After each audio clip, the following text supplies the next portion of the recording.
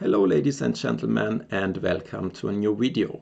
In this series I'm gonna talk about a set of important skills which help you improve your level of play as a beginner. In this particular video I'm gonna talk about the ability of seeing options. This might sound a bit ridiculous at first, as one could argue that it's very easy to see all the options. However, by seeing all the options, we must take care that as a human, you cannot really consider or investigate all your options really. You really need to choose a set of them, and that's why it becomes difficult, because you could leave out the strongest option and then you have no chance to play it. Or you could investigate too many options, but the wrong ones. So I will show an example position and I will explain some thought process and outline some differences in how a beginner and how a master would look at the position and how he would approach the process of finding his options. So let's first have a look at this position from a very normal point of view. Just no concept, just thinking straight ahead and trying to see what we see. So we should see, of course, that our knight here is attacked, and once you have played chess for a while, you will exclude such moves like h3 and h4 and some things on the other board from your options, because you understand you need to do something about the knight. So the options you will come up with is, okay, I don't really have a choice. I can either move the knight here or there, because here it's not safe. So we have two options.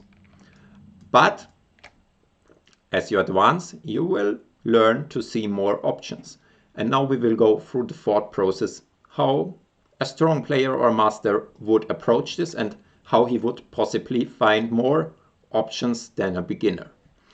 So first, I want to outline the general rule how to find your options in a systematic way. And usually you go through your checks, your captures, and your threats, and only then you look for quiet moves. And by doing this, you will systematically check the most forcing and most aggressive moves first, and you won't forget anything, usually. So let's have a look here. Do we have any checks? Okay, we do have two checks, but obviously they drop the knight, so we won't continue with them. Do we have any captures?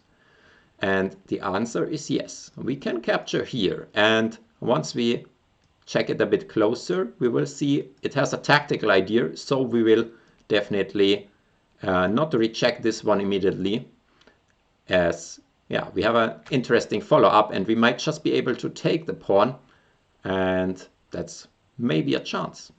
Okay, apart from that, we have no captures, so we continue with threats. And threats is everything which is attacking something, trying to attack something, or trying to capture something on the next move. So can I attack something here? I might attack this pawn. This could also be considered as a silent move, and that's questionable, but can I attack anything else? Yes, I can attack this knight with queen a4, for example. So we already found two moves which, with kind of direct approach we saw before, we did not even consider. And after that, I would continue, of course, also seeing the slow moves, just moving the knight away to the safe squares. But this time we have four candidates, and we also have the strongest move, which is queen a4, inside our options, and it's so important to have the strongest move inside your options. The calculation is another part. Then, of course, once you found your options, you should calculate them.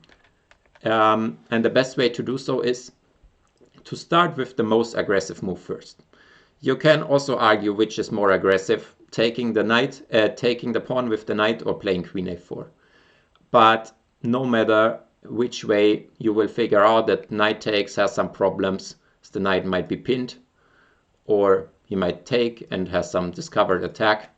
But we won't go into detail. The important thing I want to point out is we need to see this option, because otherwise we will never play it. So I hope you could learn something from it in this video, and if so, please like and subscribe, and I hope to see you in the next one. Goodbye.